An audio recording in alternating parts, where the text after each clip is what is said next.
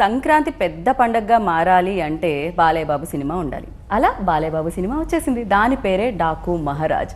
So Sankranti పెద్ద పండగగా మారింది. ఆ పెద్దదనానికి పెద్ద సక్సెస్ కూడా మీరు అందరూ అందించేశారనమాట. ఎస్పెషల్లీ అందులో ఒక డైలాగ్ ఉంటుంది, దుష్మన్ కమ్ ప్యార్ కర్నే వాలే జ్యాదా హై, హర్ జగా పే హే. ఎందుకంటే జై బాలయ్య ఆనందే మనం స్టార్ట్ చేయలేము. మొత్తం థియేటర్లో కలెక్షన్ల వర్షం కురుస్తుంది. సో మారు మోగిపోతుంది ఈ సినిమా అని చెప్పాలి.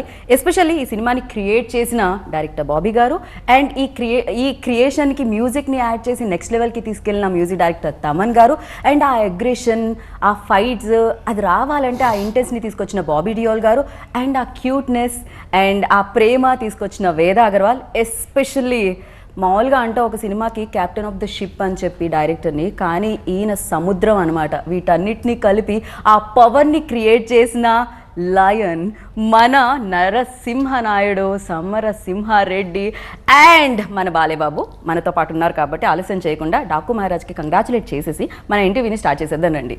హలో అండి, కంగ్రాచులేషన్స్ ఫస్ట్లీ. జై బాలయ్య అనకపోతే కష్టం, ఫస్ట్ అలానే స్టార్ట్ చేయాలి. ఎందుకంటే మేము మీరున్నప్పుడే కాదు, మీరు లేనప్పుడు కూడా అలానే స్టార్ట్ చేస్తూ ఉంటాం అనమాట. ఫస్ట్లీ కంగ్రాచులేషన్స్ బాలయ్య బాబు గారు. థ్యాంక్ యూ అందరికీ నా కృతజ్ఞతలు. ఈ సినిమాని ఇంత ఘన విజయం చేసిన ప్రేక్షక దేవుళ్ళకి అందరికీ నా కృతజ్ఞతలు. Thank you so much. And especially అంటే బాలయ్యబాబు గారు అనేది ఎన్బీకే అనేది బ్రాండే కాదు, ఒక ఎమోషన్ అయిపోయింది. ఇంతకుముందు చెప్పాను ఇది పేరు కాదు బ్రాండ్ అని.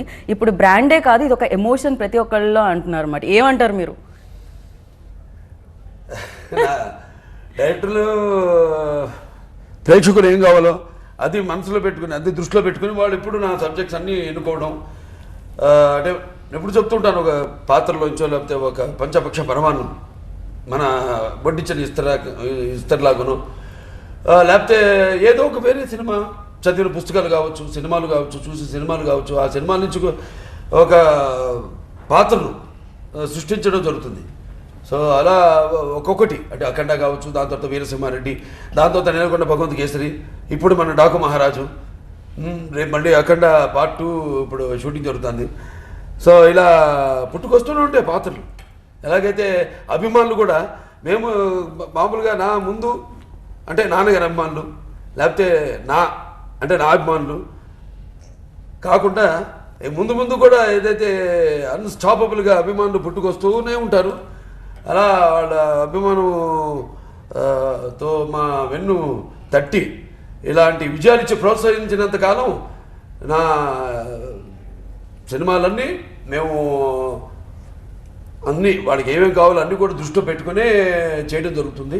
సో అన్నీ కూడా ఇలా ఈ యొక్క విజయ పరంపరను ఇలాగే కొనసాగిస్తాను, నా వంతు కృషి నేను చేస్తానని అందరికీ తెలియజేసుకుంటాను.